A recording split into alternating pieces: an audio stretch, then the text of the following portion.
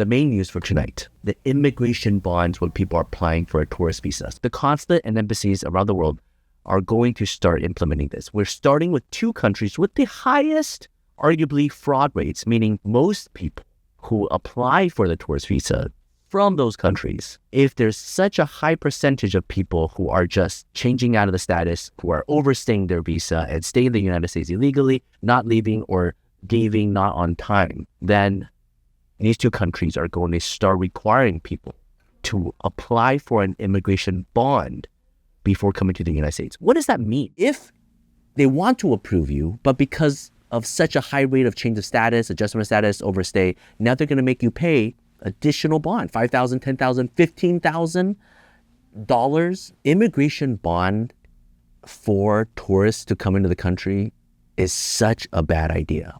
I mean, I usually don't criticize the government program. Now, I'm criticizing it here. And clients who are calling around the world who are applying for tourist visas, they're saying, is this real? It sounds fake. Is it AI? Am I being scammed? I'm like, no, it's true. Now, what is it? Why does it look like a scam? Because even before you apply for the visa, you have to pay this bond, and your immigration visa, your tourist visa, is still not guaranteed. It is a terrible program. And here's why it is so ineffective. We know from all the government data who have tracked this, immigration bonds does not actually deter people overstaying their visa. Here's why.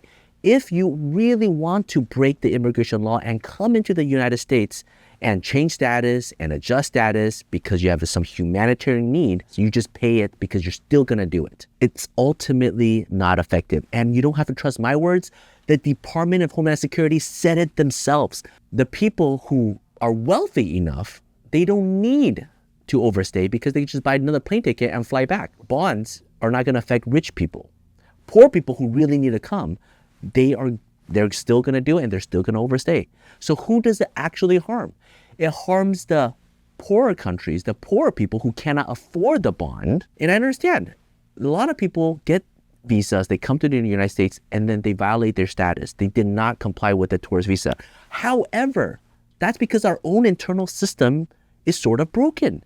If you really want to stop people from overstaying, from change of status, the simple solution is to say, you no longer can do that.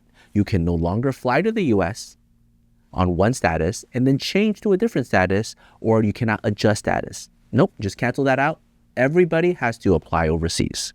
But the United States is not doing that. Why? Because when you change status, when you pay for adjustment of status, you all pay more money to USCIS. You might say that's good for the United States. The United States should get more money. They deserve it.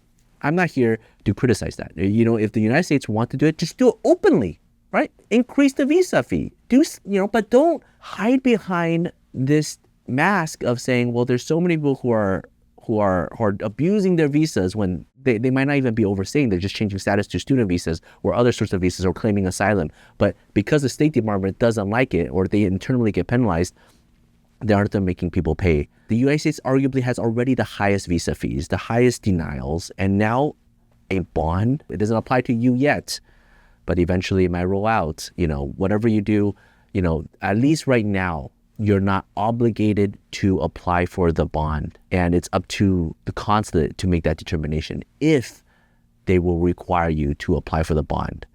And hopefully, at the very least, the government can make the bond process easier, so easy to pay, easy to make a determination at the interview, and hopefully they approve the visa and then make you pay for the bond. Right now, it's flipped, and that is just crazy.